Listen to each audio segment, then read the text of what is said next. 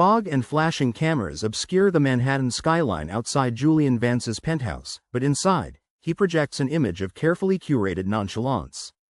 Adjusting his extravagant cobalt suit and vintage Rolex, he embodies the reckless playboy air everyone expects. What they don't see is the real-time algorithmic tracker constantly running behind his retinas. Market signals surge, exposing intricate maneuvers against Vance dynamics. For 2 years, Julian Vance has meticulously played the incompetent heir, lulling his corporate enemies into a false sense of security. Now, Chairman Marcus Sterling enters, embodying the predatory confidence of a man ready to claim his prize. Julian, with his signature irresponsible grin, dismisses concerns about private jets, oblivious to the chaos brewing outside. Marcus, observing the frenzied press below, delivers grave news. $35 million is unaccounted for in defense contracts. Julian, however, feigns shock, still more concerned with flippant jokes than the impending crisis. Marcus initiates a forensic audit, a calculated strike designed to oust the CEO and seize control of Vance Dynamics. The CEO immediately grasps the depth of his intricate plan: suspension, followed by a hostile takeover by Friday. Despite the immense pressure, she feigns nonchalance, playing for time. Marcus dismisses the performance, announcing the auditor's arrival as the heavy glass doors glide open. The narrator shows no outward reaction, but inwardly, a genuine pause takes hold. Stepping into the room is none other than Claire Mercer. The notorious empire slayer, Claire Mercer, arrives, her reputation for corporate takedowns evident in her austere and powerful presence. Dressed in a minimalist suit, she carries only a slim, encrypted laptop case, an army of one. Facing Mr. Vance, her cool, direct voice introduces herself, utterly devoid of corporate deference. Mr. Vance extends a charming hand and a confident smile to Ms. Mercer, flattering her with a playful quip.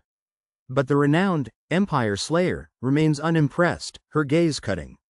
She dismisses his overture, swiftly turning his compliments into a sharp reminder of his burning ledgers. Claire enters the room, an unyielding force unfazed by Julian's theatrical charm, and attempts to disarm her. She immediately establishes her authority, having already bypassed his systems before even taking a seat. Marcus reinforces her absolute power, leaving Julian with no option but complete, unrestricted cooperation. Vance dramatically feigns hurt, proclaiming himself an ambassador for radical transparency. Claire, however, simply opens her laptop, the cool light reflecting a fierce intensity in her eyes as she prepares her counterattack. She then precisely recites details of 2 massive, illicit financial transfers, exposing his fraudulent claims without a single glance at her notes. A critical threat looms as Vance faces an impossible choice, cornered by Claire. She asserts his biometric key authorized a massive financial transfer, leaving him to confess to embezzlement or gross negligence.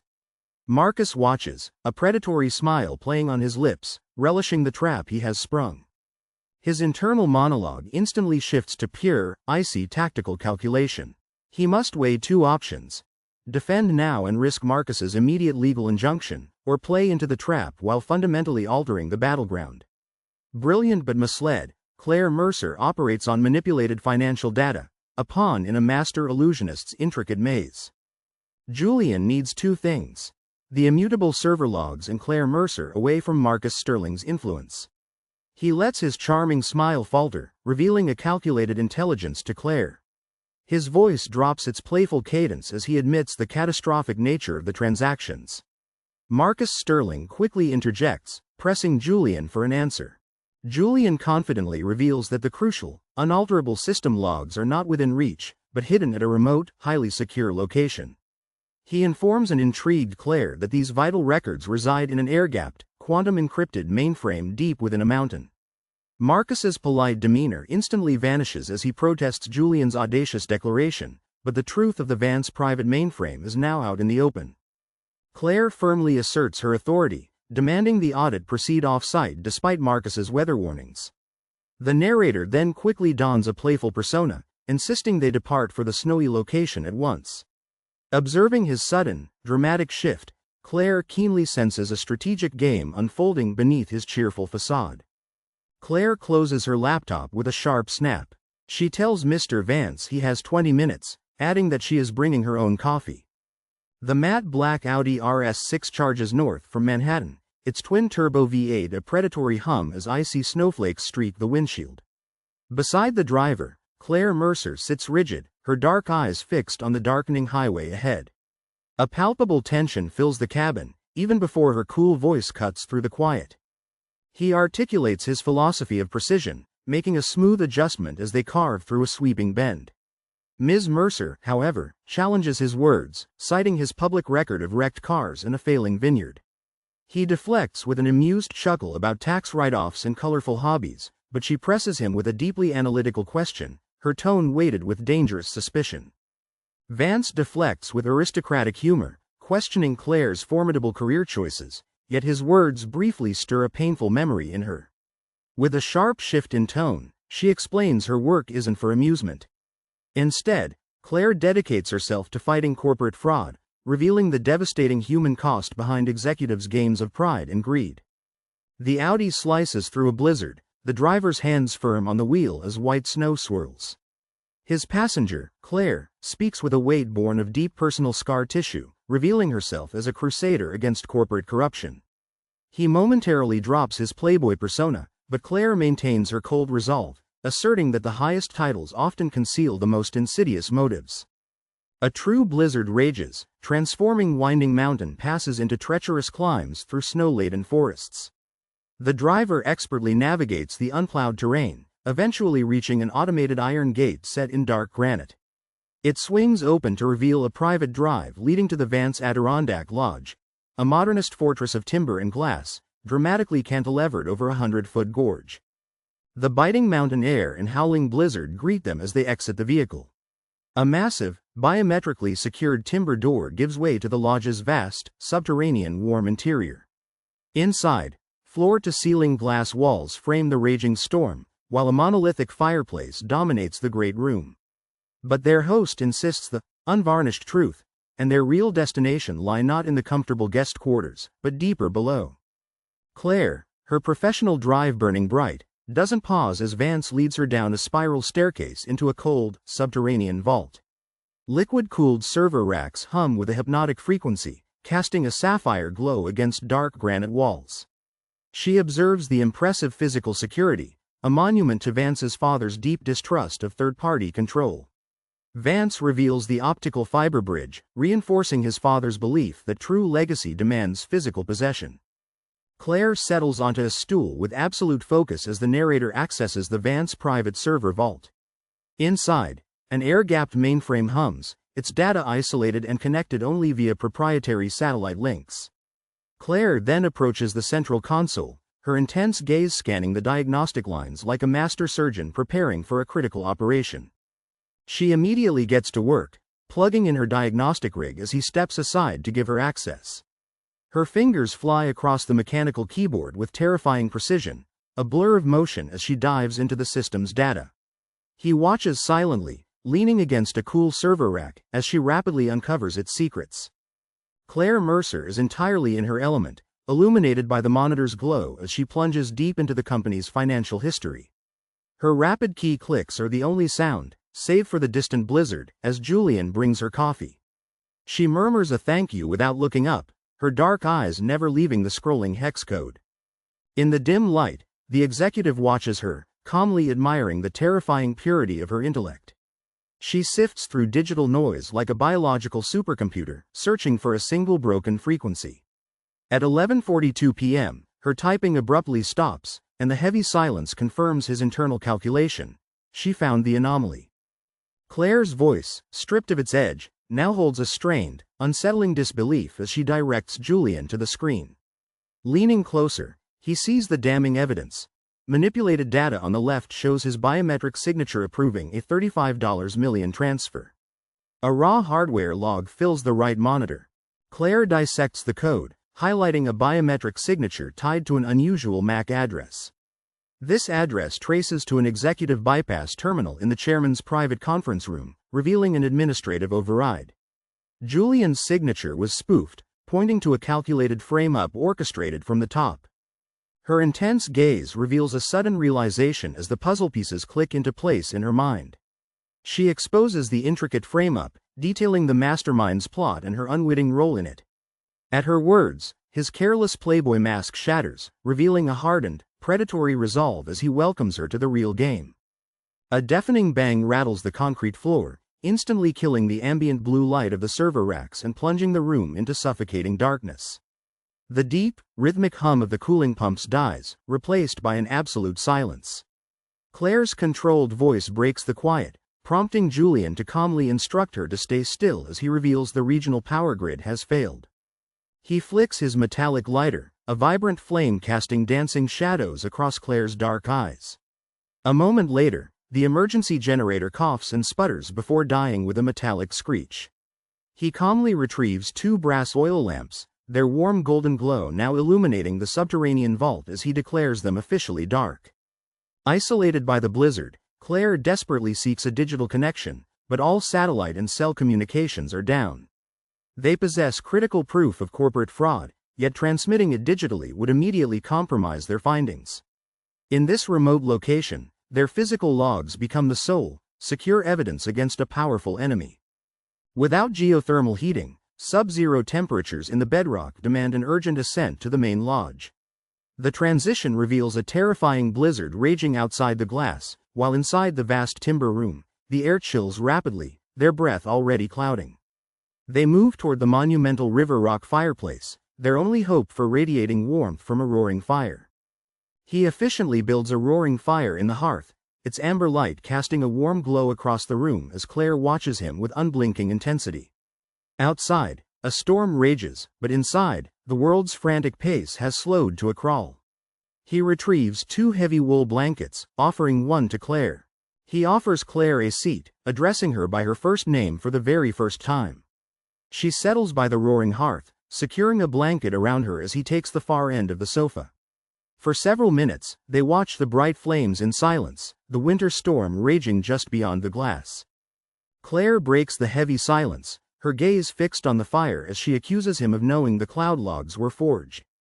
He admits his suspicions, revealing Marcus's calculated corporate takeover plan, set in motion after his father's death.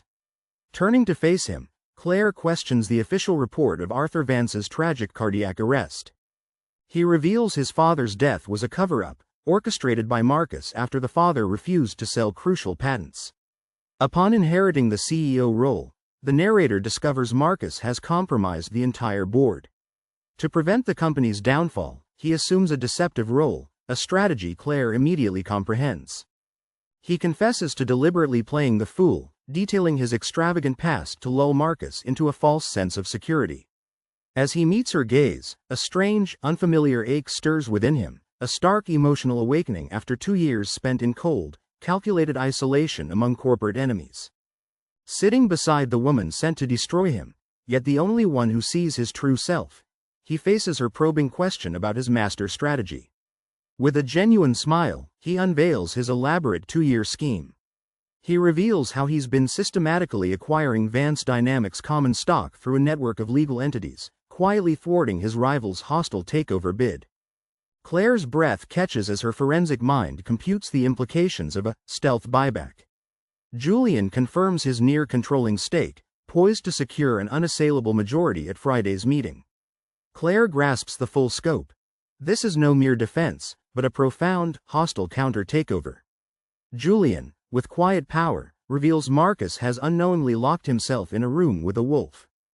Claire lets out a low, breathy laugh, a sound both stunning and rare. Captivated, Julian presses her to reveal her past, questioning why a brilliant former prosecutor now hunts corporate raiders. Her smile slowly fades, replaced by a quiet stillness as she pulls her blanket tighter, her eyes reflecting the dying embers. She reveals the devastating story of her father, a brilliant engineer whose company was ruthlessly destroyed by a leveraged buyout. The firm stripped his assets, leaving him ruined and ultimately leading to his death. Now, her eyes burn with a fierce, unyielding fire, fueled by that profound betrayal. Claire reveals her journey to law school began the day after a funeral, fueled by a vow to expose corrupt executives. She became an unyielding auditor, immune to bribes, charm, or intimidation. The narrator's internal calculations cease as they witness her fierce conviction, bathed in the golden firelight. A shocking realization dawns upon them, profoundly altering their perception. She isn't an obstacle, an auditor, or a corporate threat to him. Instead, she is his absolute equal, the missing piece of an equation he has been trying to solve his entire life. Inside the mountain lodge, a gentle fire crackles, a world away from the blizzard raging just beyond the glass walls. An electric tension bridges the small distance between them on the sofa, the air thick with an unseen, magnetic pull. Claire's hypnotic gaze holds his, her presence utterly eclipsing every other thought and corporate concern. Claire admits her initial intent was to destroy Julian, who in turn expected a corporate assassin. Yet, their conversation quickly shifts from professional confrontation to a deeply personal connection. Julian confesses he has stopped calculating, finding his carefully constructed defenses crumbling in Claire's presence. Claire's professional guard cracks as she bravely reaches for Julian's hand, sending a sudden current through him. She reveals he's dangerous not for his power, but for his deceptive patience in winning. As their fingers intertwine, Julian's soft question hints at a new, personal risk now igniting between them. Her carefully constructed walls crumble as she looks at him, leaving him speechless in the intimate firelight. Slowly, he closes the distance between them, his fingers gently tracing the elegant curve of her jaw. She doesn't pull back, her dark eyes fluttering shut as his touch stirs a palpable tremor between them. He sees the fierce auditor in her eyes, but beneath it, a consuming heat mirrors his own desire. She whispers his name, a soft request shattering their boundaries. He murmurs hers in return, then leans in, pressing his lips to hers. A gentle kiss blossoms, a quiet collision between two sharp minds after a day of corporate sparring.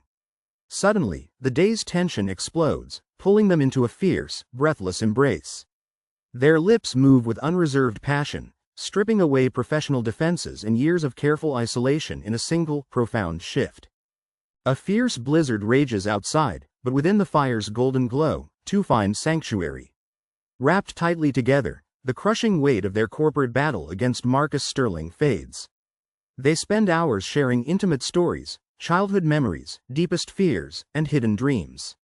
In this shared warmth, the universe shrinks to just the two of them, no longer fighting alone.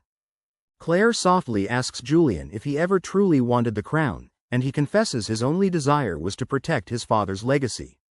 Reassuring him, she promises they will stop Marcus Sterling together tomorrow. As Claire rests against him, Julian pulls a blanket over them both, his gaze fixed on the hearth's glowing embers. Finally, he feels it. A complete, undeniable peace settles over him, a calm he hasn't known since his father's passing. Golden dawn breaks over the Adirondack high peaks, bathing a pristine, sunlit wilderness in a blinding glare. Inside, he stands by the glass, impeccably suited, as Claire descends the stairs, radiant and commanding. The cold glaze in her eyes is gone, replaced by a fierce, confident light as she joins him at the window. The storm of accusations finally clears, replaced by the quiet triumph of truth. With digital evidence and official reports confirming their innocence and exposing the real perpetrator, the protagonist and Claire stand united. Now, they are ready to turn the tables and challenge an entire corrupt system. A dangerous, brilliant smile touches her lips as she commands, "Lead the way, Mr. Vance." Without hesitation, a snow-tracked vehicle races them from the lodge to a waiting Gulf Stream, defying mountain snow. Hours later, they arrive at Vance Dynamics Tower, where the 50th floor executive hallway already buzzes with nervous board members and anxious whispers, anticipating the emergency shareholder meeting. Chairman Marcus Sterling holds court, radiating triumph by the boardroom doors, his legal and PR teams at his side. His confident facade briefly cracks as Julian and Claire approach, prompting him to declare they are too late, the vote already set. But Julian, with a casual adjustment of his cuffs, meets Marcus's challenge with cool indifference. The stage is now set for their impending clash. Marcus confronts Claire with a condescending accusation, ready to suspend her over a financial discrepancy. Unfazed, Claire steps forward, an apex predator poised to deliver a final strike. She announces the audit's completion, demanding the entire board hear the results immediately. A flicker of anxiety touches Marcus, but he performs a gracious gesture toward the boardroom. In the tense grand boardroom, Marcus raps his gavel, calling an emergency session to order regarding missing funds and Mr. Vance's removal. He introduces Ms. Claire Mercer, whose forensic audit findings are ready for presentation. Claire calmly approaches the podium, connecting her laptop as high-definition screens descend, poised to begin. After a thorough forensic analysis of Vance Dynamics systems, Claire reveals a $35 million transfer to a Zurich shell company, digitally signed by CEO Julian Vance. On-screen ledgers confirm the undeniable corporate betrayal, as Marcus gravely acknowledges. Claire sharply interjects, presenting evidence that Mr. Vance's signature was spoofed, and the transfer authorized via an internal override key. Shocked gasps ripple through the boardroom as Marcus, his face drained of color, slams his gavel down in furious denial. Undeterred, Claire projects further proof, pinpointing the override's origin to Chairman Sterling's private terminal. Marcus springs from his seat, his leather chair crashing as he vehemently denies the claims. The narrator's quiet, "Sit down, Marcus," carries a terrifying weight, freezing everyone in their tracks. He then rises, buttons his jacket, and places a silver flash drive on the polished mahogany table. With predatory eyes, the protagonist confronts Marcus, detailing his rival's plot to seize control. He leans forward, revealing his true intentions. He's been quietly buying the company all along. A decisive click of a remote then unveils a live SEC filing, confirming his strategic triumph. A new majority shareholder triumphs, revealing a stealth stock buyback that gives them 51.2% of Vance Dynamics voting equity. Stunned silence grips the boardroom as Marcus and his legal team confront utter defeat. Exercising newfound authority, the shareholder dissolves the executive board, terminates Marcus's chairmanship, and orders his immediate arrest for corporate fraud. Double doors open, and federal agents along with NYPD officers calmly enter the boardroom to arrest Marcus Sterling. A pale, trembling Marcus is then escorted out in handcuffs, leaving the board members in stunned silence.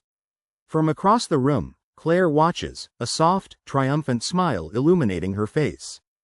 CEO Vance and Ms. Mercer publicly affirm their partnership after executing a successful takeover, a strong alliance solidified by her taking his hand.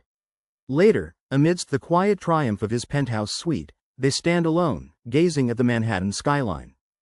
Julian stands in his penthouse, the heavy weight of 2 years finally lifting as his father's aerospace empire is secured. Claire joins him at the window, her understanding glance and soft question about the future filling the quiet office.